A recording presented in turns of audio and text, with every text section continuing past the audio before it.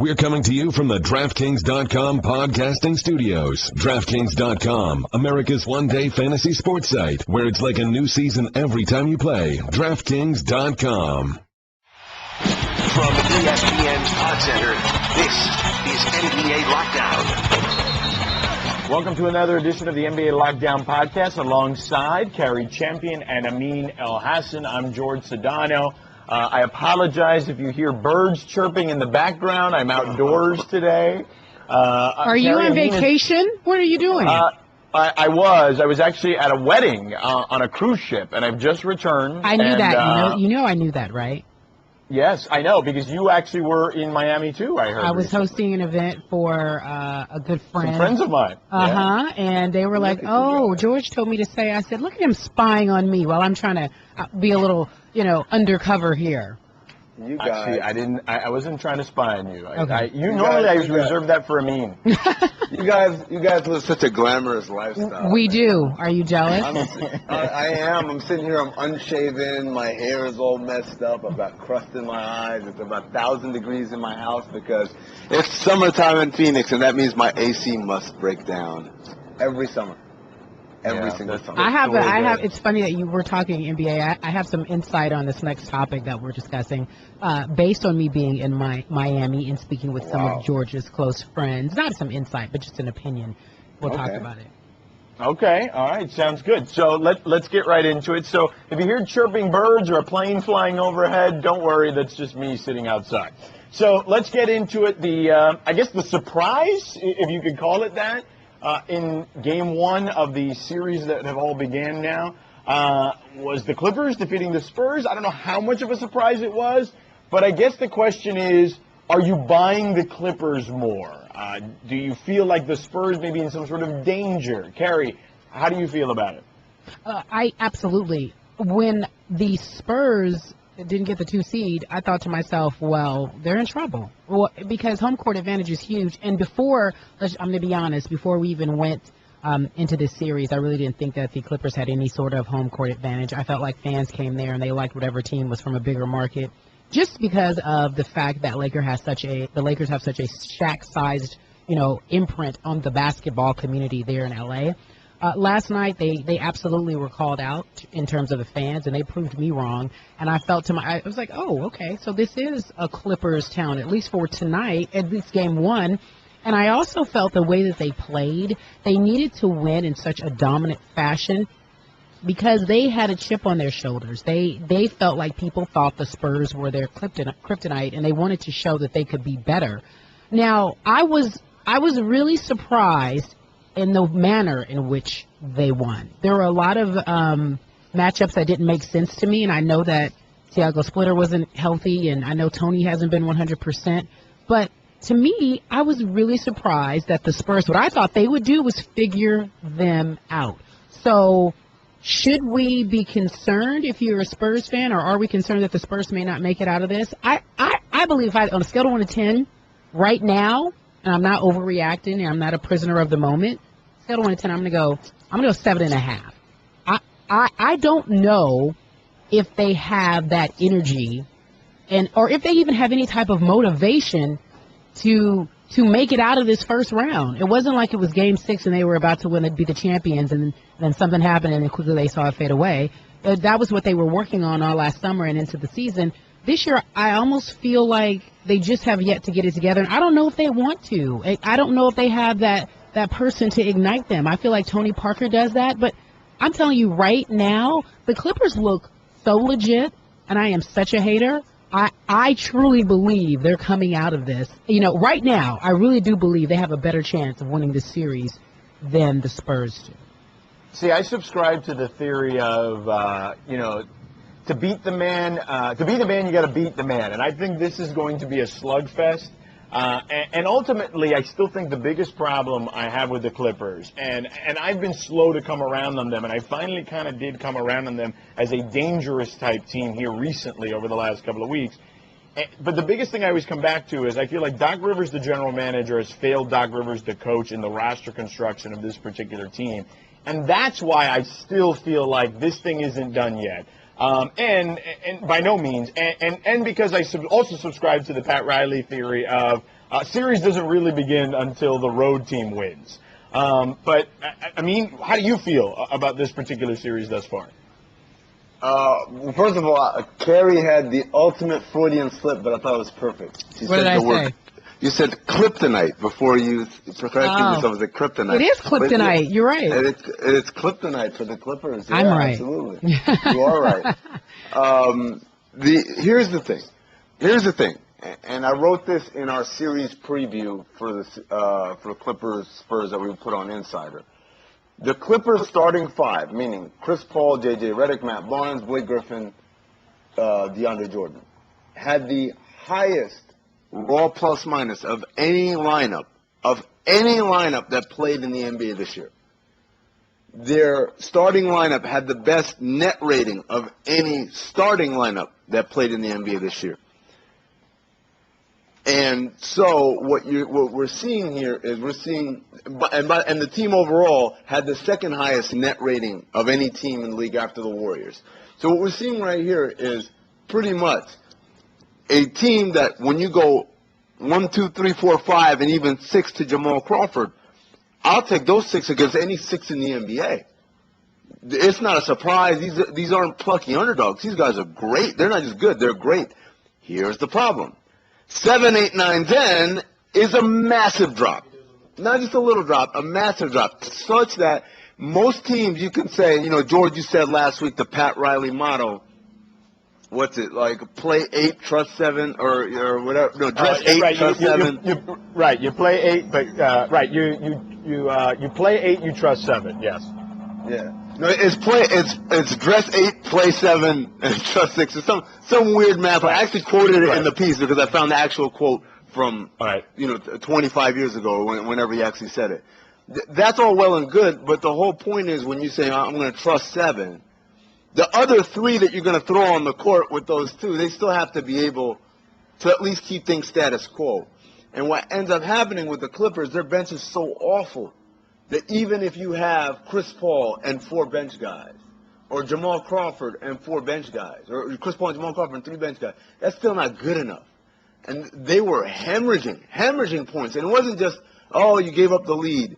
It's the idea that we're up 15, we put in the bench, and within 2 minutes, the Spurs have gone on a 9-zip run. It's instantaneous. It's not even a slow hemorrhaging. It is an instantaneous gushing of the entire lead back. You got guys like Austin Rivers doing God knows what he thought he was doing. He would cross over a bunch of times, get into the paint, and then find himself in the middle of the trees and just kind of throw a half-hearted pass out that gets picked out or thrown out of bounds or whatever. So what the series comes down to, I tweeted this last night, 140 characters will describe this whole series.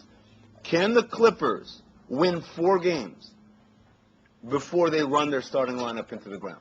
Because basically what Doc is figuring out is, look, I have to play my guys about 40 minutes, at least in this series. Maybe in future series, they'll play teams with benches that aren't strong enough or against starting lineups that won't be able to even keep as close as the Spurs did last night. Maybe they don't. But in this series, he's going to have to play all those guys 37, 38 minutes. So, and if you saw Chris Paul at the end of that game last night, he looked exhausted. He's as tired as I've ever seen him. I mean, he couldn't even stand up straight to talk to Jamie Maggio in the post-game interview. So, are the Clippers, can they get to 4 wins before they run their starting lineup to the ground, or will fatigue catch up and will the Spurs overtake them? If you're asking me, I'm betting on the Spurs, but I bet on them in 7 because I recognize and respect how good these Clippers are. Yeah, I originally, Cari, had them in 6, but yeah, I may have to revisit this thing at this point and say this thing is going the distance. George, I think that would probably be the other adjustment I'd make. Yeah, game 2, guys, we have to say game 2 is going to be really my deciding factor of whether or not I think this series is going to go, 6 or 7. And we may even have a surprise. Spurs might get swept. I doubt it. But I feel like, it could be something that crazy. Wow. Like, it could be that ludicrous right now. I just didn't see any motivation. I didn't see it. And they tried, but it was almost like they just couldn't figure it out. And Pop blamed it on defense. But I just almost felt as if there was just no motivation, and they couldn't really be exhausted because they didn't travel that much. They had some extra time to rest. Maybe they are tired. Maybe they just don't have it. I don't know. Cari, you know what it is? That's not them exhausted. That's the Clippers starting lineup. They're that good. That's what I'm trying to tell people. Like that starting lineup is really good. But I mean, you're right. Like, but can they be consistent? We always know they're good. Offense. The Clippers had the best offense this year through 82 games, and I think that in itself shows you that they are capable. And they weren't completely deplorable on defense. They were middle of the pack, literally right in the middle of the pack at 15. So yeah, I mean, this thing is going to be as good a series as we're going to see, I think, in the first round potentially. I was a little surprised, honestly, how poor Dallas played. I thought. At least early on in that game, and we'll get to that series in a second. But yeah, like I do think this thing is going to be one of those knockout, drag-out type of series because you arguably have the best matchup possible here in the first round. Yeah, no, I would agree with that. This is going to be the most entertaining. First of all, it's one of the few matchups where everybody's healthy. So that in itself gives it a boost, But yeah, no, it's good basketball. I mean, there was a stretch last night where nobody scored on 3 or 4 possessions, but it was good basketball back and forth, and it was exciting, and the crowd was into it. This is right after Matt Barnes and Aaron Baines did the tango under the basket, which brought back, by the way, George, I must admit, I had flashbacks of Charlie Ward and P.J. Brown. And I got so Brown, I could feel myself get charged up, like, oh, something's about to happen. And I had to remind myself, it's not 1997 anymore. Just calm down. By the way, I love that Matt Barnes is always involved in those things. Like, I would take Matt Barnes on my team all day, every day. That's my guy. But why is that your guy? Let's talk about that. Why is that okay? Because I think every team needs you need one of two things, in my opinion. You need either an antagonist or you need somebody who you can just say, okay, that's the guy on the team that's the enforcer you don't want to mess with. Now, I don't think he's not an enforcer. He's not an enforcer. No, but he's an antagonist, though. He's definitely an antagonist. But like, look, you need. Go ahead. I mean. No, this is what I was going to say. I grew up around, with some people, some great people, and then some people not so great. And I fully subscribe to the belief that there has to be somebody in the group who does all the things that nobody else can get caught doing. You know how I look at it? When I see him behaving this way, I call it the light skins. I feel like he's so pretty that he has to go out of his way.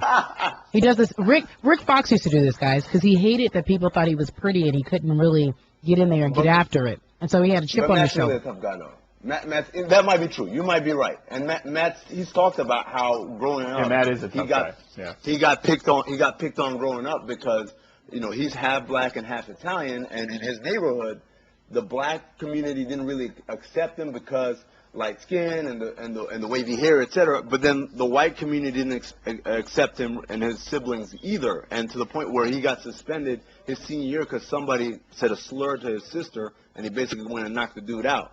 So Matt definitely there might be something rooted in what you just said, Cari, that like I'm such a good-looking dude, I have to prove to people that I'm not just a pretty face. But I think he also is legitimately a tough guy, and I love when fans are like, "Oh, Matt Barnes, he's such a fake tough guy." Like, look. I've been around the dude. There's nothing fake about Matt Barnes because he's really that guy he's willing to risk it all, He's willing to risk it all. When keeping it real goes wrong. I believe he's about that, but then sometimes I think he's just about it just to be about it. It's just like, all right, he wants to give and that's what George is saying. Yeah. That's all right. That's what George is saying. That's what George is saying. You need someone like that. Like Memphis has Tony Allen. Like Chicago has Joakim Noah. Like every team needs that dude who, again, it's my job to do all the stuff to keep you guys out of trouble so that you don't have suspensions or fines or a bunch of questions surrounding you. All right. Charles Oakley made a career out of being that guy. Udonis Haslem has made a career out of being that guy. Of being the enforcer type that, right, I'm going to take the brunt of this. Don't get the hard foul. If those guys hit you, I'll take care of you. And Matt Barnes, I don't know if I see him as the enforcer type, but he's definitely the antagonist. And at times, he has been the enforcer because I've seen guys go after Blake, and he's the one that stood up for him. And obviously, remember, he had that rant that cost him some money, and we all talked about, using a specific language that cost him because he was going to defend Blake. So he's got a little bit of both in them of being the enforcer and the antagonist. By the way, here's another guy who may not be enforcer, but definitely is fulfilling that same role. Paul Pierce in Washington. Oh, for sure. But That's all. The things, but Cari, all the things that he said leading up to this series. Like, on one hand, people are like, oh, what are you doing? Why are you giving them bulletin board material? But think of how nobody's talking about Wall or like the true stars of the series. No one's talking about it. They don't have to deal with any pressure. All the pressure is on him. He's created that diversion, basically. Like, look at me. You guys want something to write about? You guys want to pick on somebody? Pick on me. And then obviously he goes out and backs it up. Now it's different. You're right. It's different from what Matt Barnes does. But I think ultimately it's the same gist. It's that I'm going to do the dirty work so that you guys can just go out there and play basketball. Okay, I don't, for whatever reason, I have no problem with Paul Pierce doing it. It feels right. It's been done for so long, and he's a vet. Because he's an LA guy, that's why. Oh, there we go. You like the LA guy. That's why. I'm a regional person. Yeah. Okay, here we go. Go on. All right. So, well, speaking of Paul Pierce, have we gotten to the point with? And I know Canada gets really mad when we do this because it's like a sweeping generalization. But are we just ready to just move past Toronto? Like, is Paul Pierce right about what he said, that they don't have it? I don't buy into it. Now, first of all, let me start, because I'm an analytics type person, I hate using that type of phrase, they don't have it. But what I would say it is enough talent, that's what I would qualify it as. Forget about it being some existential mumbo jumbo. I just don't think they're good enough. How about that? Good enough. I think they're good enough to beat the Wizards. I don't think they're good enough in general. But, like a game like last night, they talked about it a little bit on TNT. Excuse me, not last night, whenever they played. They just didn't, they played into the Wizards' hands, right? They played a half-court game, they slowed it down. And if you're Washington, you've got size on your side, you've got strength on your side. Correct. Of course, they're like, oh, bring it on. But, if the Raptors make this an up-tempo, scoring, offensive game, Washington can't keep up with that. They don't have enough firepower for that. Right, because to be honest, Toronto's defense is not that great. So, playing in the half court is probably not what you want to do. You want to tire out the Wizards, and increase the pace, and that gives them a shot. And yes, you're right. I didn't mean that they were that they're not okay. They're good enough to beat the Wizards, but I don't think that's any great shakes, is what I'm saying. I don't think either of these teams were looking at them and saying, okay, those two teams can win a championship. And that's kind of ultimately what I was saying there. But, I just think that, neither of these two teams are going to matter in the big picture. But I just think that I look at Toronto's team and, Lowry's dealing with injuries. They don't play great defense. And they just seem like a really good regular season team to me. Cari, do you have any thoughts on them? The East is just it's such a, talk about drop-off. I hate to be that way. I just do, because you think about you think about the Thunder, and they couldn't even make it, and they have a better record. They would have been a 6th seed in the East if, in fact, they were playing in the East. It's just a joke to me. Like I can't even really get excited about any of these teams. I did get excited for just a few moments yesterday, and I'm switching series. But in the beginning, when I was watching the Cavs and the Celtics, I thought to myself, the Celtics came to win. They forgot they were supposed to lose. Like, they didn't get the memo. They didn't get the memo that most people were like, nah, man, it's not happening. Nah, man, it's not happening. There won't be any Butler here. But my point being is that I thought to myself, this is interesting. This could be good. And then I quickly forgot about it. But I'm with you. I'm not thinking that many of these teams are really going to make it interesting. I was going to ask you guys, tell me, am I wrong? Who do we see really, besides the Bulls, challenging the Cavs in the East?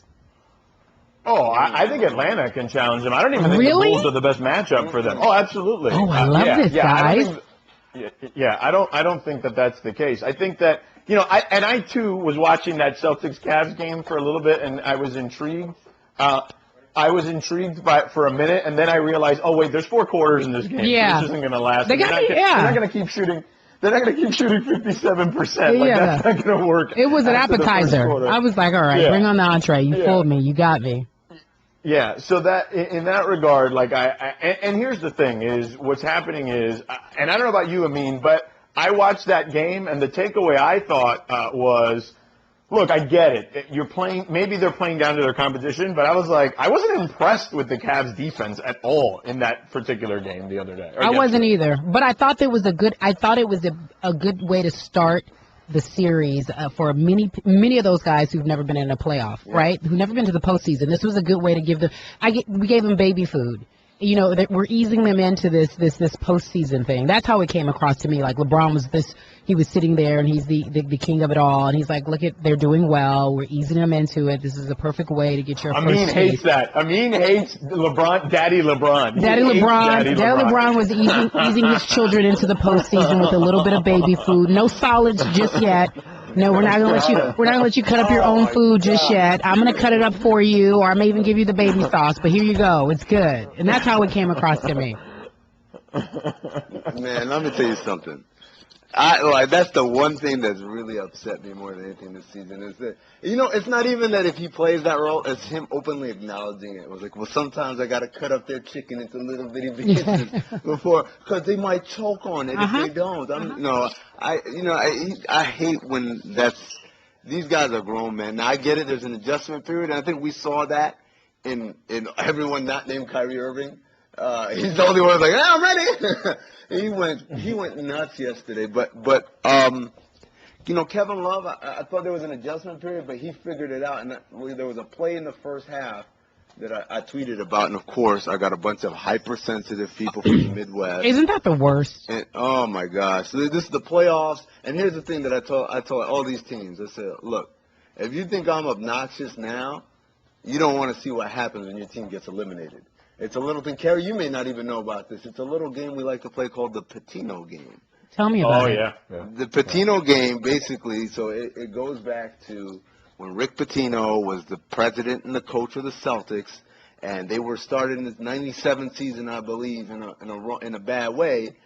And people were like, well, what happened? You said it would be a 3-year plan, da-da-da. And they said, well, pretty much when we didn't win the number 1 overall pick in '97, meaning Tim Duncan, that plan went out the window. He said, all you people here are waiting for Bill Russell to walk through that door, and come save Or Larry Bird. Right. Or Larry Bird. Say, that's not how. Larry Bird's not walking through that door. Bill Russell's not walking through that door. Kevin McHale's not walking through that door. So what we've done now is when a team is eliminated, because, of course, they were not good enough to win a series, we invoke the Patino game, meaning, so let's take the most obvious example. Let me take an example of a team that's not in, because I don't like to give away the material prematurely. I'm a fan of due process. But let's say the Thunder had been eliminated from the playoffs. We'll say things like, Mo Peterson ain't walking through that door.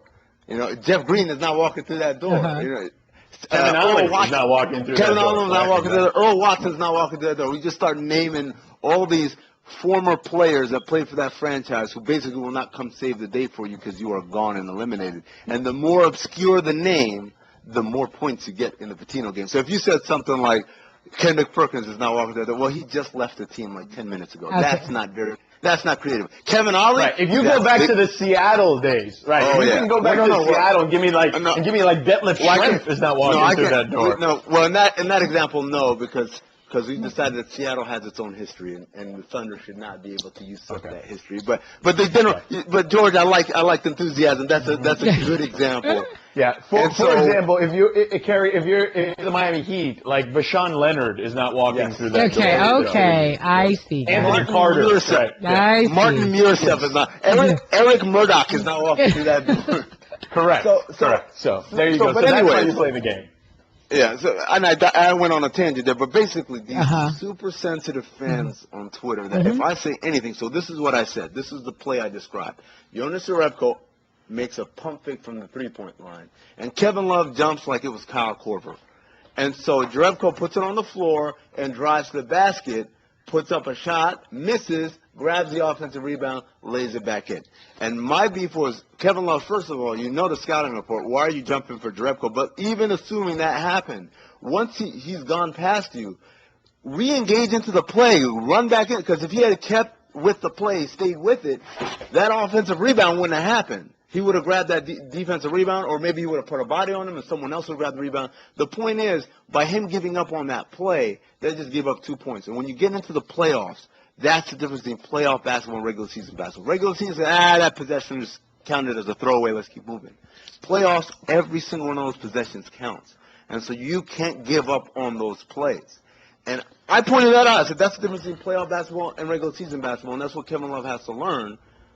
And I get all these people say, "Oh, but you didn't say anything about the nice pass he threw." Yeah, what happened? No, you didn't. Which I did. Oh, all you do is criticize. I said, look, if me telling the truth about a situation hurts your feelings, maybe you shouldn't be following me on Twitter, because that's pretty much what I do all the time.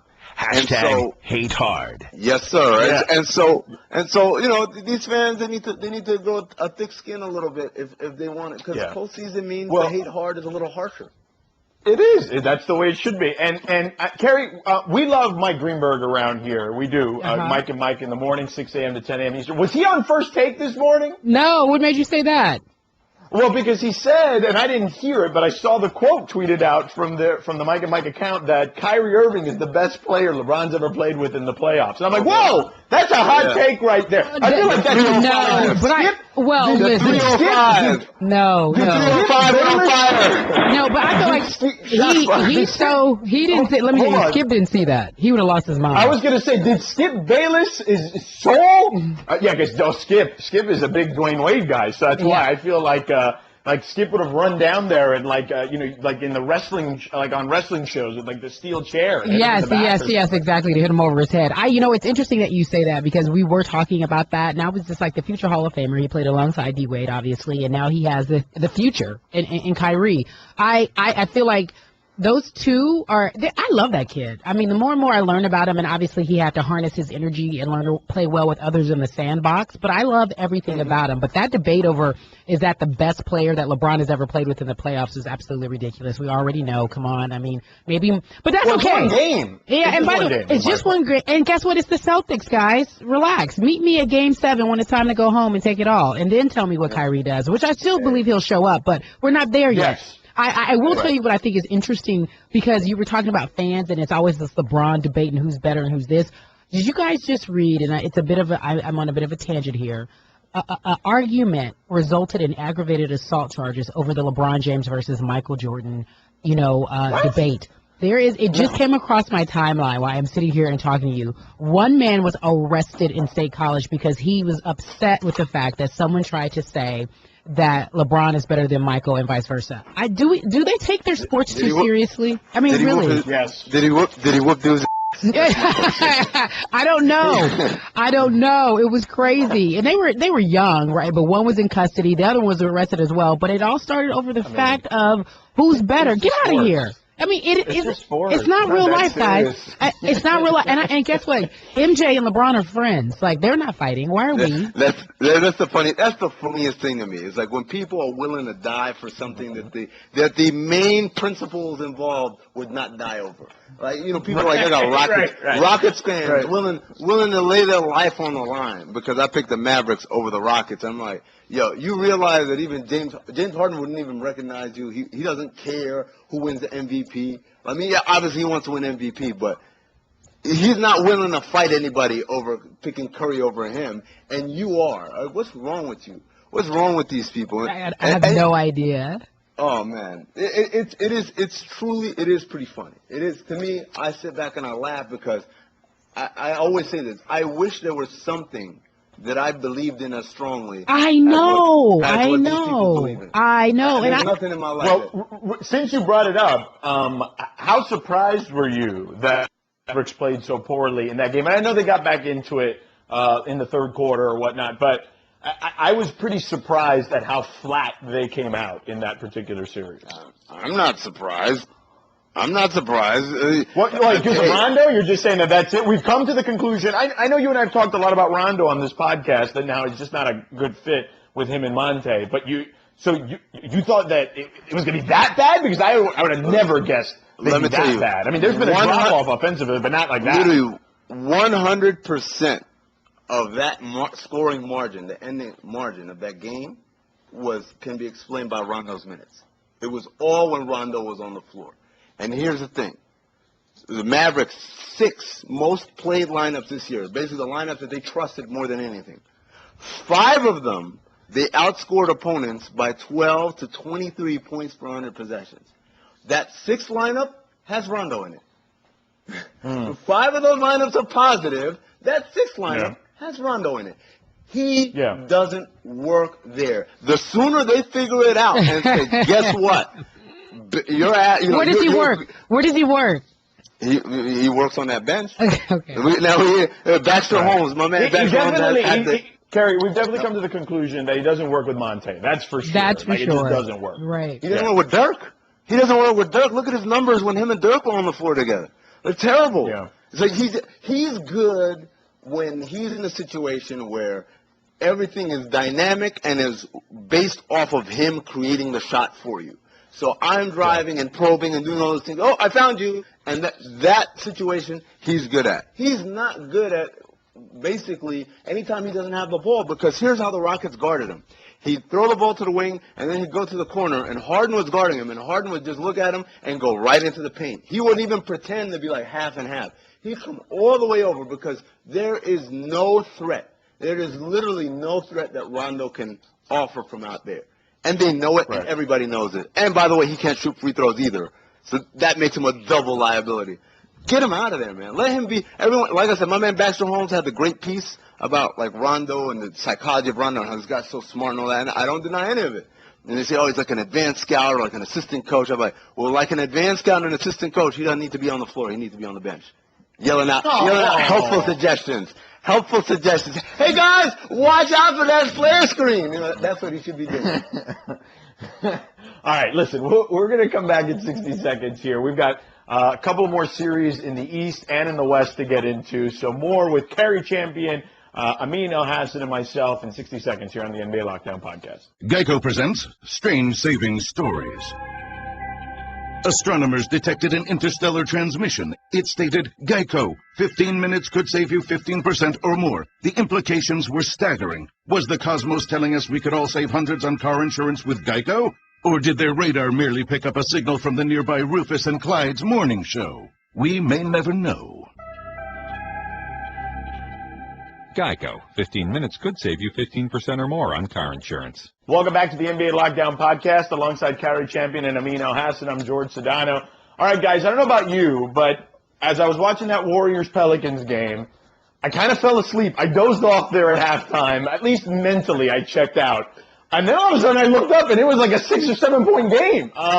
So I went back to watch it and I was pretty floored at how this whole thing transpired. Now, what do you attribute that to? Do you just attribute it to, hey, look, Anthony Davis is unbelievable. He scored 20 points and you combine that with maybe the Warriors took their foot off the gas a little bit? Or what did you guys see? Cari, how did you feel about that particular performance? I honestly don't feel like this is going to be – it's going to be a scrimmage. I know everyone was upset about that, but it's a scrimmage. And I do believe, though, this is what we will be able to find out from this series. I think we'll see Anthony Davis emerge as a superstar that he's always claimed to be. I tell the story without thinking twice. I believe 2 seasons ago at NBA All-Star when the MVPs were either KD or LeBron. I think they were the 2 front runners. And it was in New Orleans, and we had him on the show, and he said, we asked him who he thought the MVP was. This is a question we were asking all of our guests. And he looked dead at me, Skip, and Stephen A., and did not even think twice. And he was like, I'm the MVP, actually. He looked dead at us, and he wasn't laughing. He wasn't joking. The audience clapped because they knew he meant it. He's like, no, I'm serious. And it was no follow-up. He was like, but if I had to choose between the options that are in front of me, I'm going with KD. But he knew at that moment, he had the confidence at that moment that he was just that good and he had arrived. I remember Skip laughing it off, thinking, okay, kid. And I remember Stephen A. kind of saying, yeah, you big time, but not anything else. So fast forward, here we are having a conversation about who we believe is going to be the next big thing in a year or 2. So the only thing that I'm really looking forward to in this series is obviously watching, Steph entertain us, because he will. And watching Anthony Davis really become the person he said he was, and we obviously giving him the respect that he deserves now. He's introducing himself to the world. It's unfortunate that everyone thinks that this series is a foregone conclusion. I think maybe out of respect, I'll give the Pelicans a game, but I know that the reason why they came back because Golden State feels the same way that most of us feel. They know that they're probably going to win this, if not sweep. And they took their foot off the gas in the fourth. And Anthony, who, to his credit, was like, no, it's we can, making fun of them. Remember, he's like, let's go get the scrimmage. He's making fun of Draymond Green because he's like, I'm about that life. So I think that they'll be a little more serious about it, and they won't back off. And it has a lot to do with coaching. I think Steve Kerr should have kept them more motivated. I think he had a very relaxed attitude, so they followed suit. So he needs to be a little more intense just to make sure. You got to watch out for that kid because he's a beast. Hear the brow. Yeah, no, I agree, Cari, what you're saying about how this is pretty much, it's about the Warriors handling business and Anthony Davis introducing himself to the world, because that's about all that's going to happen in the series. I don't even see the one game, and that's no disrespect to them. That's a respect to the Warriors and what a great team they are. And here's, George, you want to know what happened? This is exactly what happened. And this is, the Warriors don't have anyone who can guard Anthony Davis. Let's be clear about that. And we talked earlier about guys having playoff jitters in Kevin Love and Kyrie. Davis started that game with some playoff jitters as well, but until he calmed down. But the Warriors, if we're being honest, they can't guard him. But here's what they can do. They can stop him from ever touching the ball. They can suffocate every single other avenue for him to get the ball, because they can guard all those other bums out there very easily. And so the question becomes, like Cari said, do we have the, not concentration, but do we have the sufficient respect level for our opponent to stay engaged enough to prevent them from getting him the ball? Because once they start getting him the ball, that's when problems start to happen, because he's unstoppable. The Norris Cole pick and roll with Anthony Davis was very successful on Saturday. I don't think that's going to be an issue moving forward, because I think the Warriors are going to watch the film and I'm like, all right, so we know what to do. Shut down Norris Cole. And as daunting as a task as that may sound, I think they're up to it. I think they're up to the challenge.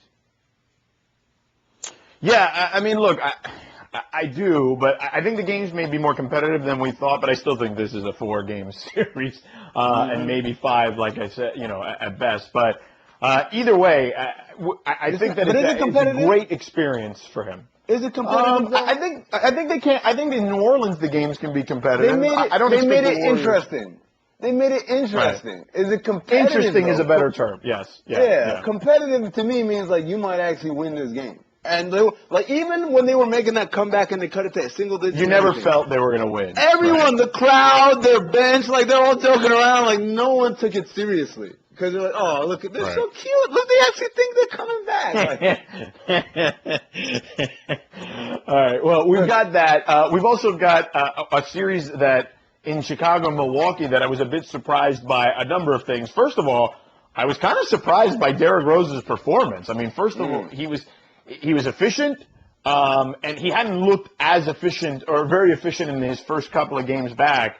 But he looked good. He got guys involved, and I feel like this Milwaukee team looked a bit overwhelmed at times, but certainly a good sign for the Bulls moving forward here, right? Yeah. No, he was aggressive. And that's what we've all been wanting him to be. Is like be aggressive, drive, attack the basket, which is what he did. But again, the important thing is, it's like we talked about last week, George. The Bulls did not win that game because of Derrick Rose. They were winning that game doing their thing. But Derrick Rose is like the knockout punch.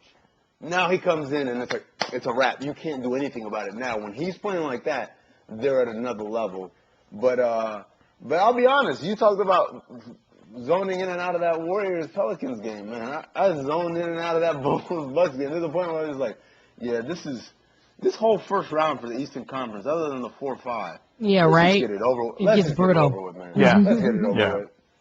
Yeah. I felt the same way when I was watching the Nets and Hawks. Like, I never felt like the Nets were actually going to win that game either, even though they made it close or closer at the end. Yeah. You know what I thought? Wasting everybody's time. I thought there was an interesting, speaking of Greeny earlier, there was an interesting take on what he had to say about Deron Williams. He goes, or was it, I forget it. I don't want to credit Greeny. It may not be him, but they were talking about that series, and he said, here's the problem with Deron Williams. You know, as a max player, he doesn't have, you may be able to say he has that skill set, but he doesn't have those intangibles. He just does. Same thing Paul Pierce. Well, that's what Paul Pierce Same thing Paul said Pierce about is him, saying. right? Yeah. And I wonder, and because we've been hearing behind the scenes how he is and how he behaves and how he was successful in a smaller market because it suited who he was. I wonder how he responds to that, because I don't see the Nets being too invested in him if he can't show up for this series. You know what I mean? They got no choice. I don't know if he's as...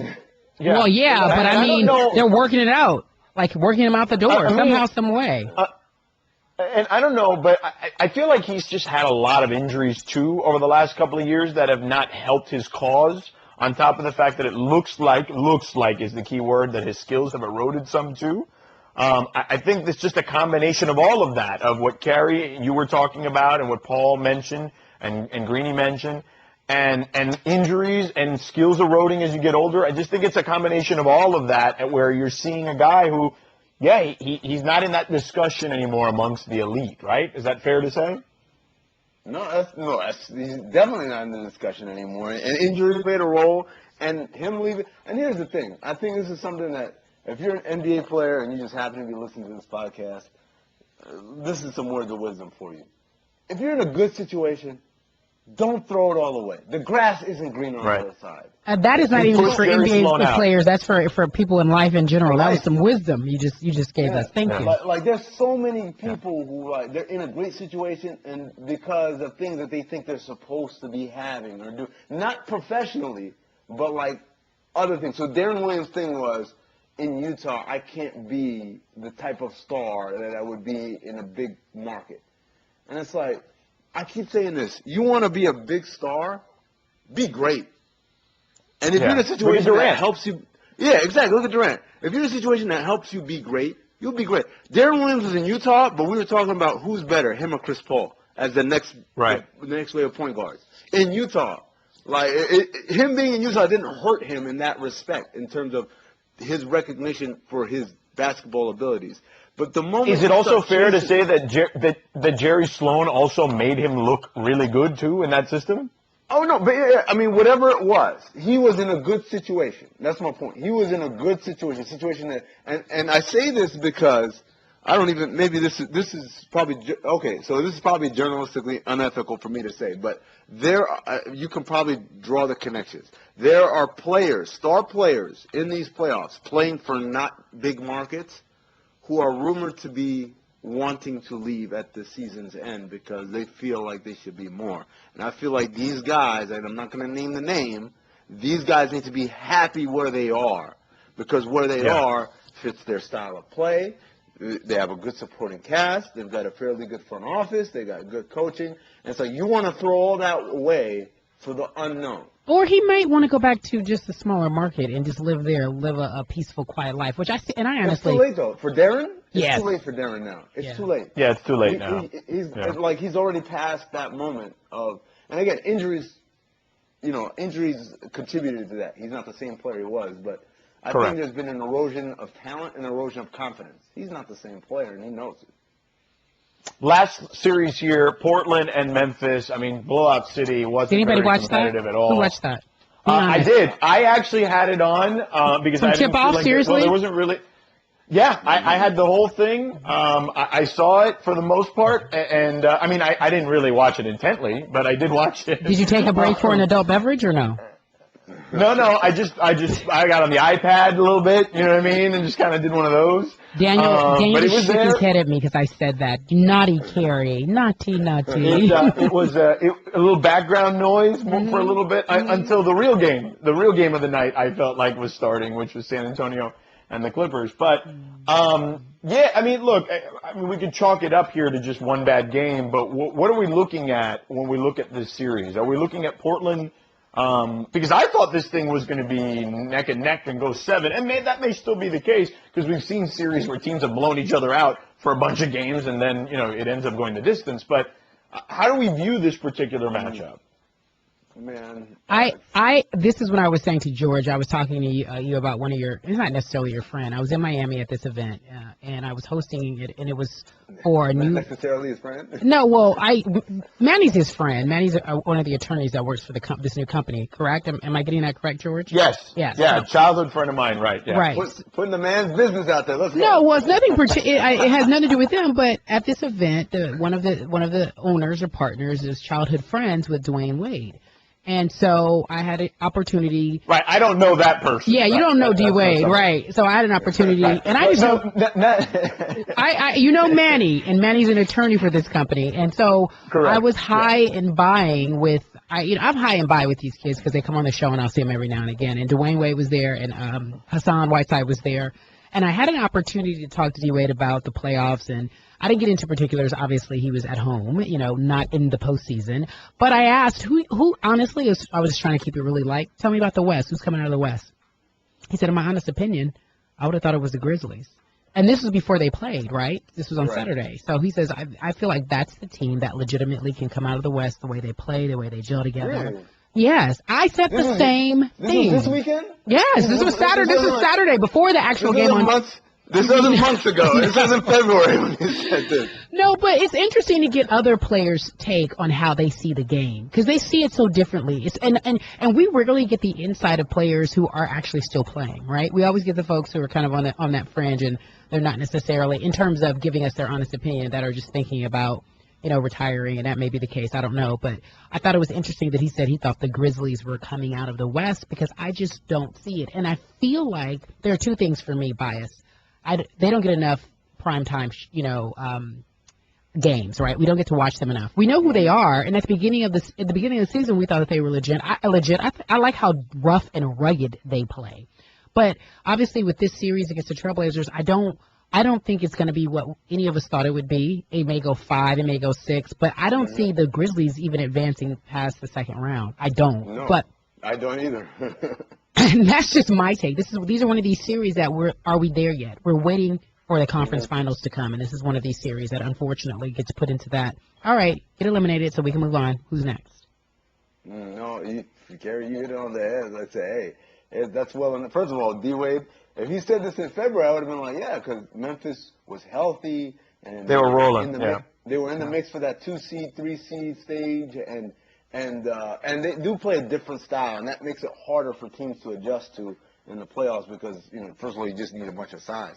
But they've dealt with so many injuries. They've been in a free fall literally for the last month and a half of the season. Yeah, Mike Conley specifically is. Yeah, especially Mike Conley. So I'm like, D-Wade must have been really focused on their playoff push because he must have not looked up and watched the Grizzlies much towards the end of the year. You're right, Cari. They're probably going to get through Portland because Portland's a lot more injured than they are. And then they're going to come and they're going to get slaughtered in the second round. Because the Warriors, we saw what happened when they went up there recently. It was embarrassing. And they made it interesting at the end. Russ Smith and those guys made it interesting. But again, there goes that word again with the Warriors. The Pelicans made it interesting. The Grizzlies can make it interesting. But competitive, these are not going to be competitive series. And again, I just keep going back to it. I think most of America, because the Warriors play most of the time 10:30 Eastern, most of America does not know what we're talking about. When we say, watch out for these guys, they're good. They're like, yeah, we get it. Steph Curry has a nice vine. No, it goes so much beyond Steph Curry's amazing play. This is a great team. I think it is a wonderful team. We're talking about the Warriors again. I'm not ready yet to give it to them. Only just because I'm just not ready. Doubter, Cari. I am. It's just that, it's call it woman's intuition, even though we shouldn't, we should be in the kitchen. We shouldn't be talking sports. But, hate hard. I just feel as if not yet. Although you're right. They are the most complete team. I'm just not ready to know if they play I call it grown man's ball. I want to see some grown man's ball, and I don't know if they have that. Wow, harsh words there. Yeah, don't let Draymond hear that. Oh yeah, great. No, he's a grown man, but I just want to see it. He's a grown. Don't get me wrong. He's a grown man, and it may be the fact that Steph is too sweet and so kind because I've met that kid too, and I'm like, what a nice young lad. You know what I mean? Cari. But we'll see. Yes, go ahead. Cari, in front of you, me, George, the producers in the studio there with you, God and the rest of the world listening to this podcast. Are you guys going to have Draymond? are you guys going to have Draymond Green on First Take after their season is over? If he wants to come on. It's not a matter of if we want him. If he wants to come on. Sometimes they don't want to sit.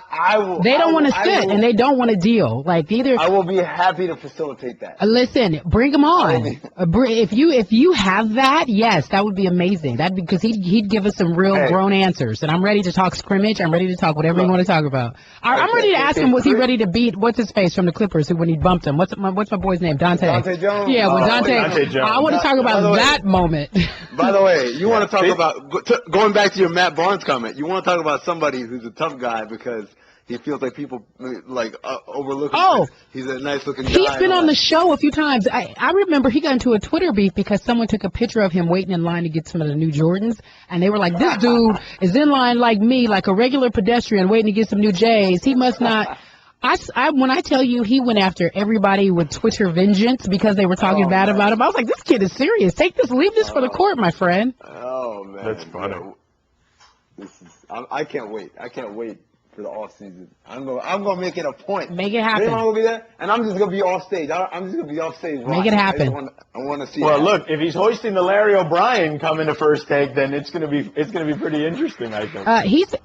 They are fans of Draymond Green. There's nobody on First Take that has ever said anything harsh about that kid. And maybe last season, but he's the truth. No one really has. He's good, yeah. And if you're being honest, both have picked the Warriors in some form or fashion to come out of the West, if in fact it had to be all said and done.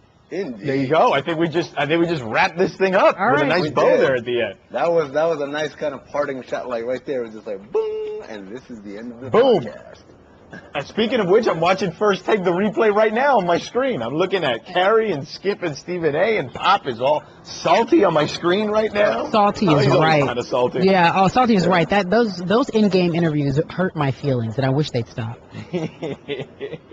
Well, that'll do it for us here. I believe, Amin, unless you had something else to add there, I'm sorry. Nah. Let's for another day. How about that? We're gonna do a daily podcast now, right? They're every day? Daily from here on out. Daily from here on out until the end of until somebody's hoisting the Larry O'Brien trophy. My life is so excited. Champion, yes. For Cari champion, for Amin Elhassan, I'm Jorge Sedano. Apologies for all the noise and the clutter you may have heard in the background. But enjoy the games tonight, and we'll talk to you tomorrow. Have a great day. Thanks for listening to NBA Lockdown on ESPN Radio. For more great podcasts, check out the Pod Center page on ESPNradio.com.